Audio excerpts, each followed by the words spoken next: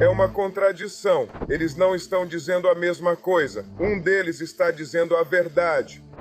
Um deles não está. Discrepâncias, relatos conflitantes. Isso agora faz parte da investigação de Nolan Wells. Você ouvirá pessoas perguntando se alguém mente, o que é justo pelas reportagens. É hora de revisar as perguntas e as contradições relacionadas ao caso da morte de Nolan Wells. Bem-vindo ao Sidebar, apresentado pela Law and Crime. Eu sou Jesse Weber. Acho que é hora de listar todas as aparentes contradições, as perguntas sem resposta na investigação da morte de Nolan Wells, as discrepâncias que estamos vendo. Eu só queria condensar tudo para que você tenha tudo aqui e possa entender. Alguém está mentindo? Alguém está mentindo? Quem estaria mentindo? O que não está batendo? Não vamos acusar ninguém de mentir, mas vamos mostrar a diferença de opinião, as diferentes narrativas, contradições e aparentes contradições. Estamos falando de Nolan Wells, jogador de futebol americano de 18 anos da Southwest Mississippi Community College, formado pela Ocean Springs High, que desapareceu ao passear de barco com amigos em Horn Island, costa do Mississippi, no fim de semana de 4 de julho. O acesso àquela ilha é limitado a barcos. É uma área selvagem. Não há desenvolvimento comercial. É uma área muito específica. Agora, segundo relatos, ele não voltou com seu grupo de amigos no barco naquele dia. A família o declarou desaparecido na noite de 4 de julho após receber uma ligação de um amigo por volta das 23h. Então, novamente, a denúncia foi feita, no final do dia 4 de julho e início do dia 5 de julho. O corpo dele foi achado na ilha na segunda-feira, 6 de julho, trazido pela maré. A família pede transparência. Eles estão exigindo uma investigação completa, uma investigação minuciosa sobre o que aconteceu. E como você sabe, se você tem acompanhado nossa cobertura aqui, sabe que eles contrataram o advogado de direitos civis, Ben Crump. Então, vamos falar sobre as discrepâncias. Vamos falar sobre as contradições. Uma das maiores contradições agora é o que Nolan estava fazendo. Quais foram os movimentos de Nolan naquele dia? Então Ben Crump deu uma coletiva de imprensa dizendo que os garotos no barco afirmaram que Nolan foi até a Horn Island e decidiu conversar com uma garota. Até mesmo uma das mães dos garotos, Ashley Cole, de acordo com a WWLOX, confirmou que seu filho disse isso. O filho dela aparentemente estava com todos eles naquele dia e também confirmou que os garotos tinham ido embora por causa de um problema no barco, sobre o qual vamos falar. E isso parece ser verdade. Vou explicar isso em 1 minuto. O departamento do xerife do condado de Jackson acredita que Nolan permaneceu na ilha.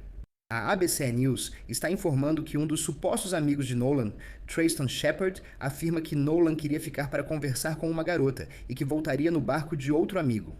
Shepard disse que eles se conheceram naquele dia e é meio que uma daquelas coisas. Ele realmente demonstrou naquele dia que gostava dela, mas foi a única vez que eles saíram juntos. Agora, a questão é se Nolan realmente fez isso. Essa é uma perspectiva, uma narrativa. Mas, de acordo com Ben Crump, essa garota supostamente disse que Nolan contou a ela que estava voltando para o barco, como Crump disse na coletiva de imprensa. Eles não estão dizendo a mesma coisa. Um deles está dizendo a verdade. Um deles não está dizendo a verdade. Precisamos entender o que realmente aconteceu. Segundo a People, Christine Wansley, mãe de Nolan, também falou com a jovem.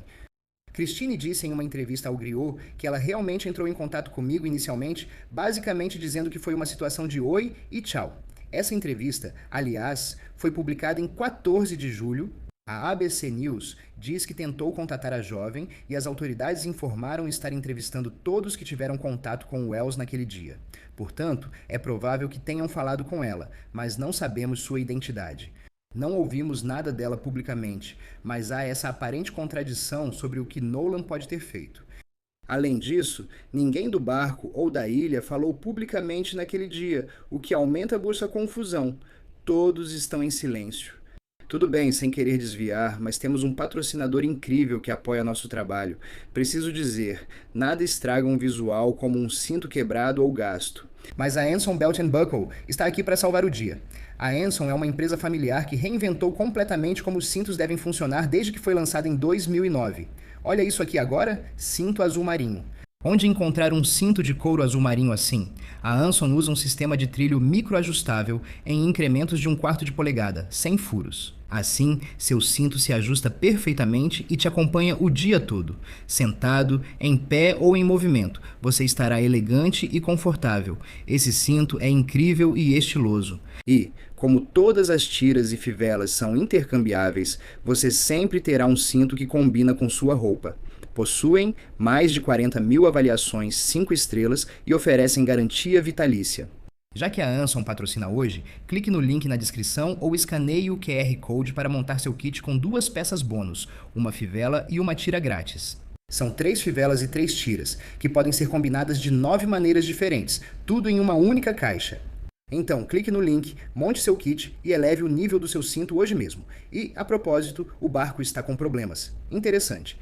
Nós não necessariamente vemos uma discrepância nisso, especialmente após as novas informações sobre o áudio da central de emergência. Então, a NBC News conseguiu o áudio do que parecem ser os amigos de Nolan pedindo ajuda quando o barco deles estava com problemas. Ouça isso. Estamos afundando. Vocês podem, por favor, se acalmar? Todos a bordo estão bem, fora isso? Sim, sim. Com base no relato e nas informações da NBC News e do New York Post, o barco provavelmente tinha 7 pessoas e começou a ter problemas por volta das 16 horas. O operador do barco teria dito: "Estamos na ponta oeste de Horn e a bomba de porão parou.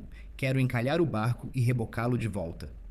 O barco teria sido rebocado por cerca de 3 milhas e acelerou em menos de 1 hora. Veja, isso ainda levanta uma questão sobre o paradeiro de Nolan e uma discrepância na linha do tempo. Todos estavam a bordo, Nolan também? Provavelmente não, pela linha do tempo. Talvez todo mundo a bordo seja só uma expressão, sim, todos estão presentes. Não estou afirmando se Nolan estava lá ou não. Só estou dizendo que todo mundo que estava lá estava a bordo. Agora, a CBS News também obteve dados de GPS do Departamento de Recursos Marinhos do Mississippi, que rastrearam os movimentos do barco. Isso é importante, pois são informações que eles dizem ter conseguido por um pedido de registros. E, de acordo com a reportagem, a embarcação aparentemente deixou o cais por volta das 9h56 daquela manhã e chegou à ilha Horn às 11h14. De acordo com os dados do GPS, o barco deixou a ilha Horn às 16h31 daquela tarde, retornou ao cais de onde partiu originalmente e depois entrou em Fort Bayou por volta das 17h52, antes de retornar ao cais às 18h06. Mais tarde naquela noite, o barco foi até a rampa para barcos de Fort Bayou às 19 horas e 19 seguiu por terra, o que sugere que foi rebocado por um veículo até a residência do proprietário. Para explicar sua importância, Ben Crump diz que Nolan foi visto pela última vez na ilha às 15 horas. De acordo com Ashley Cole, mãe e juíza local, diz que o filho afirma ter visto Nolan pela última vez por volta das 15 horas na ilha e o filho dela saiu às 16h30. Agora, não vimos necessariamente uma discrepância em relação ao horário em que Nolan foi visto pela última vez, mas isso é algo para se ter em mente, certo? Essa é uma dessas perguntas em aberto. E o relatório do DMR, que foi obtido pela CBS News, indicou que o proprietário do barco, a mãe dele e outra pessoa que estava com Nolan estão cooperando com a investigação. Vamos ver se a linha do tempo muda, mas essa é outra pergunta sobre os movimentos de Nolan. A maior diferença é que a família de Nolan afirma que isso não é típico dele. Não é do feitio dele ficar para trás e deixar seu grupo de amigos. Elmore Wansley, pai dele, disse ao Good Morning America: "Sempre ensinamos que se você sai com um grupo, deve voltar com o grupo. Se sai com 5, volta com 5. Não se separe do grupo porque eu sempre disse que a segurança está em andar em grupo. Então ele sabia que tinha que ficar com o grupo dele. Então por que ele se separaria do grupo? Eu não sei. Quando disseram isso, me incomodou e levantou uma questão.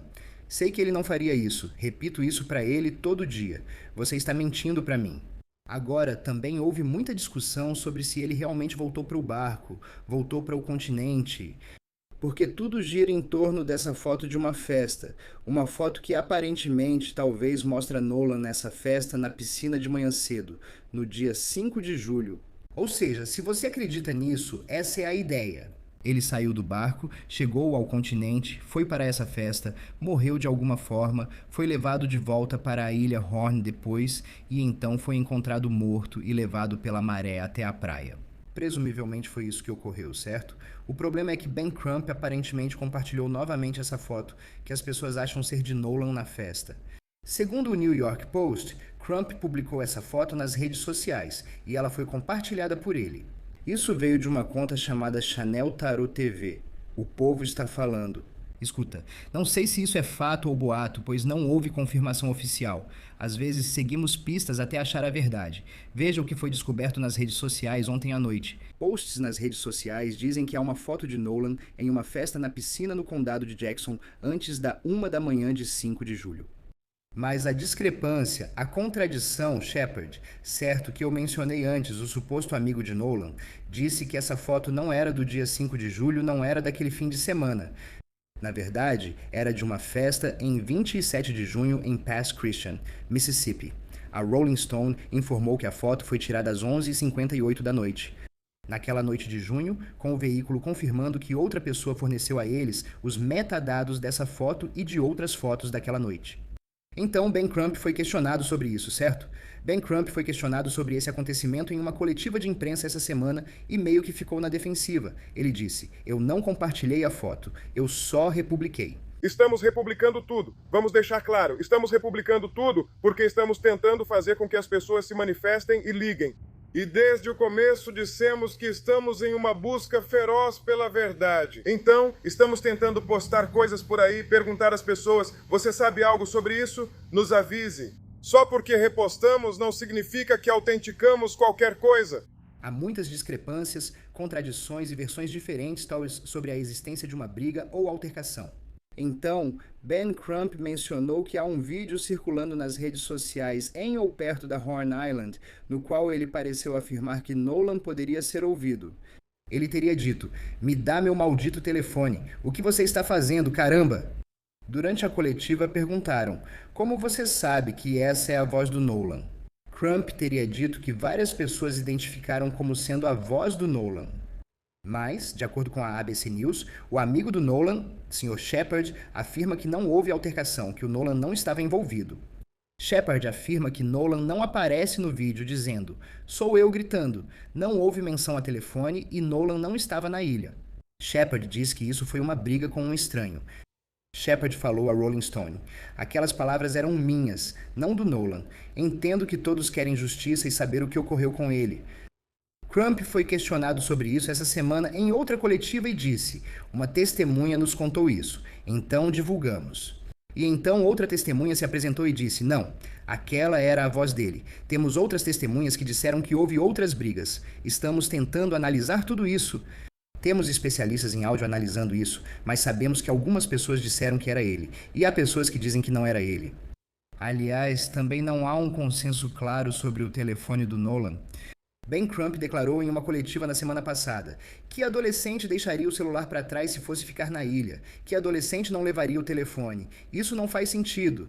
E ele também destacou, segundo relatos, que a família aparentemente acredita que mensagens de dados nesse telefone, no telefone do Nolan, podem ter sido apagadas. "Acreditamos que a família recuperou o telefone dele dos amigos do Nolan usando o app Life 360.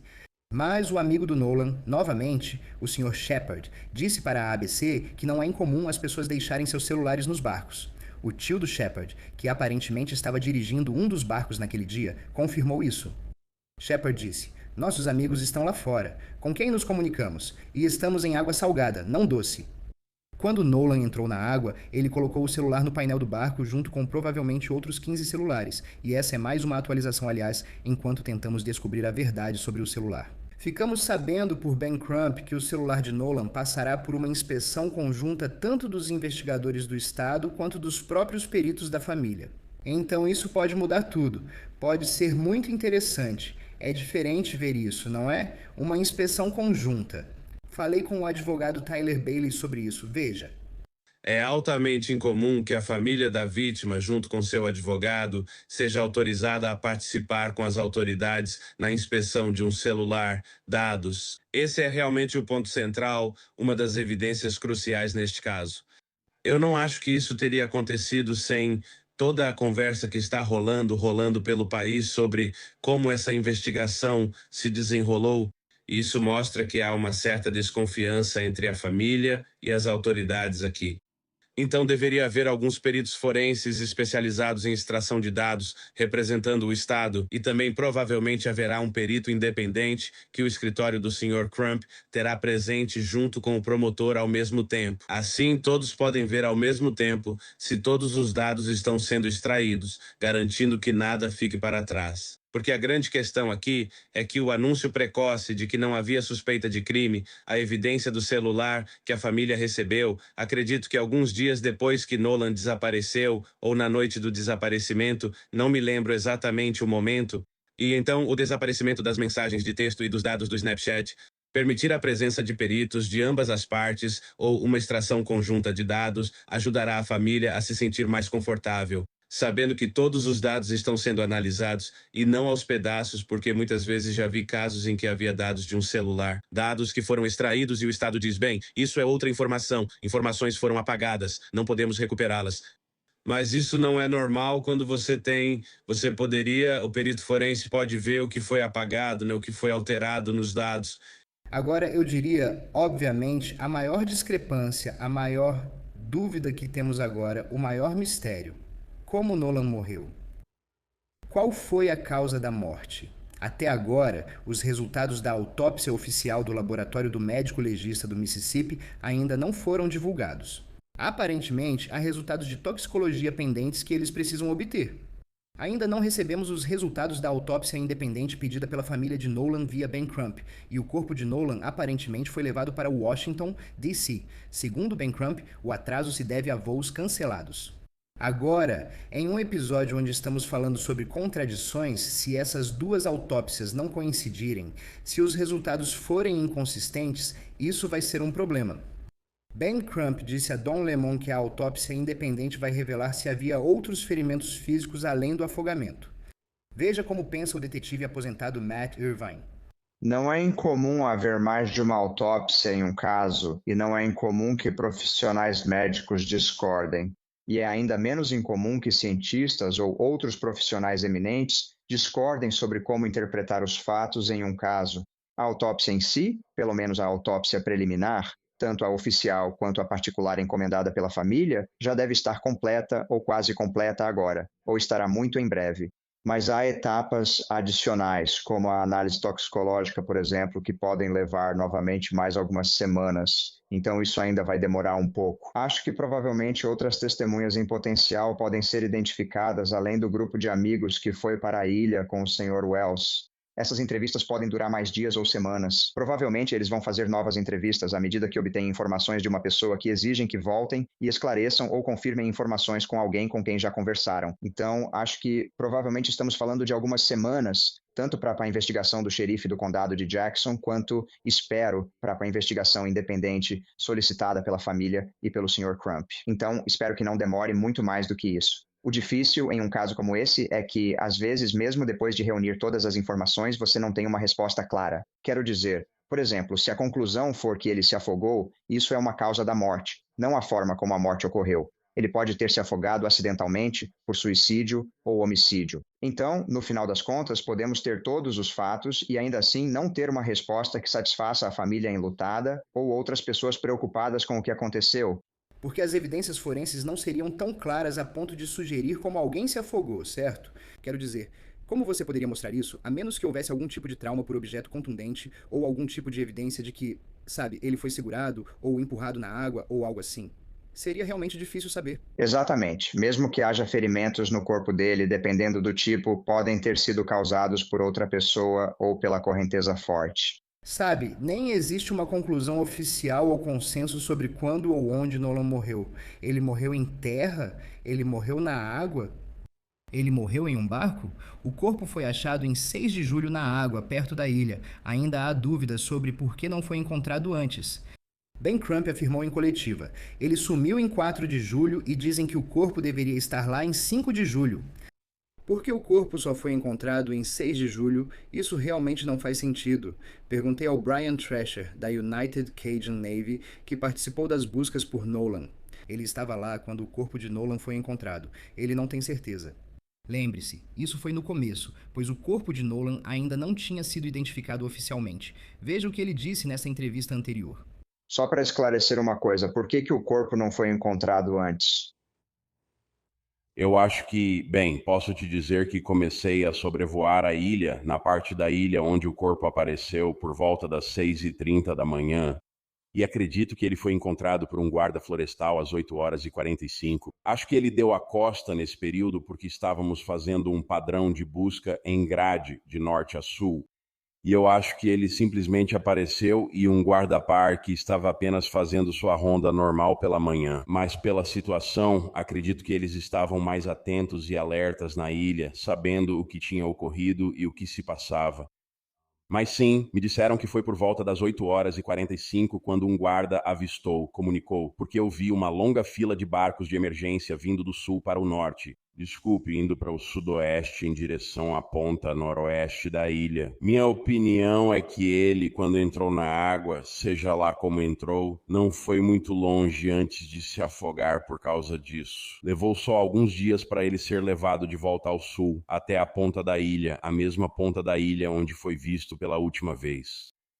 Se ele tivesse ido mais longe, provavelmente seria sugado para o canal e levado ao sul em direção às Ilhas Chandelier. E, quero dizer, outra fonte dessa divergência, ou talvez a razão pela qual a família esteja trabalhando com uma equipe e investigadores independentes, é que as autoridades do departamento do xerife do condado de Jackson e de outras agências disseram inicialmente que não suspeitam de crime.